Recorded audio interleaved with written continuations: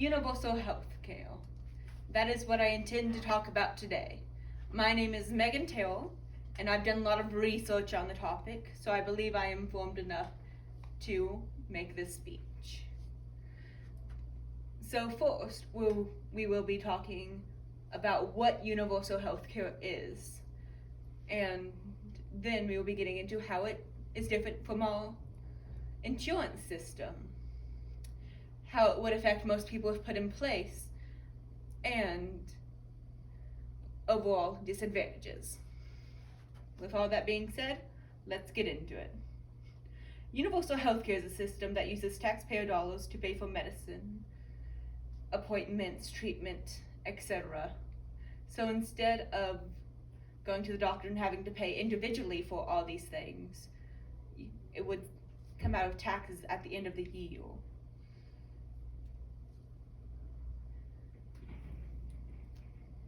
Times New Roman said in 2019 the US spent over $3.7 trillion on healthcare.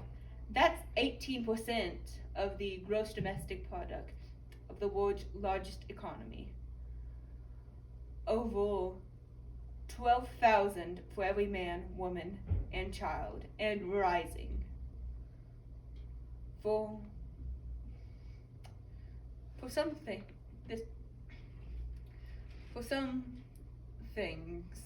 like this, insurance system is not great because it can cause problems like this.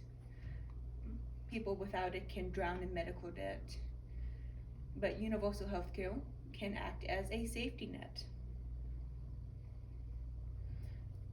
And it also comes with some co-fees depending widely on which country you're in, such as countries in Europe, Asia, Africa, and Latin America. Most of these places use the system because to them, it is one of their rights.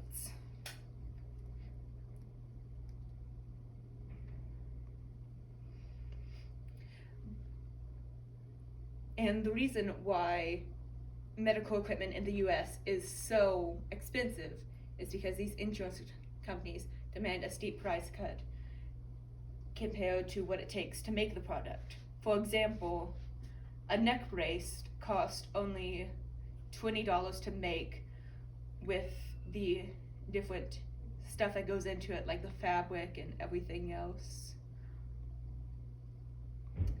And you can buy one on bestbuy.com or amazon.com, which is where I did most of my price comparison for these. But if you were to get it in a hospital, you could be billed over $150 for the same neck brace without insurance. And if you don't have insurance like that, and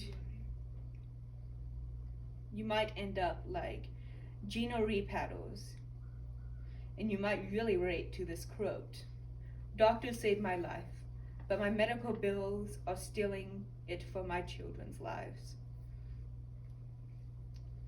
This I got at mpc.com,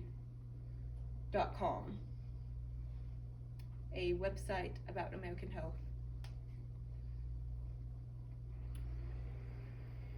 This system would help eliminate all of that happening. Of course, it has its ups and downs like any system would. Like the previously mentioned cost, it does come from taxes. Even if helping out the community, most people wouldn't have the means or will to raise taxes to accommodate this. And a lot of people may not really want to if they don't get sick often, because the sickest benefit most from the system, because we all pay the same amount for it. The wellest don't really benefit from the system much, but if something does happen, they might get a little bit back. This can lead to people trying to get more medical help than they need to feel like they've got get their money's worth. Another big con is that insurance companies would have to be shut down by the US government, and that it would take a lot of upfront costs to do so.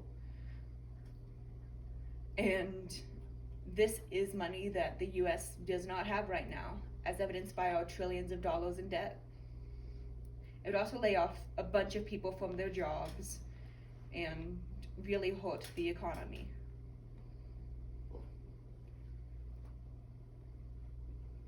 As I'm finishing up this speech, it's safe to say that universal healthcare has its ups and downs like any other system, because you would have to pay into it for coverage,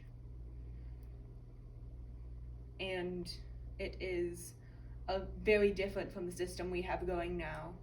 Many people wouldn't want to raise taxes for this particular system, and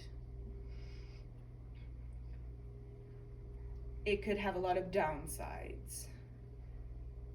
And I hope that all of you, my audience, are much more informed about this topic now.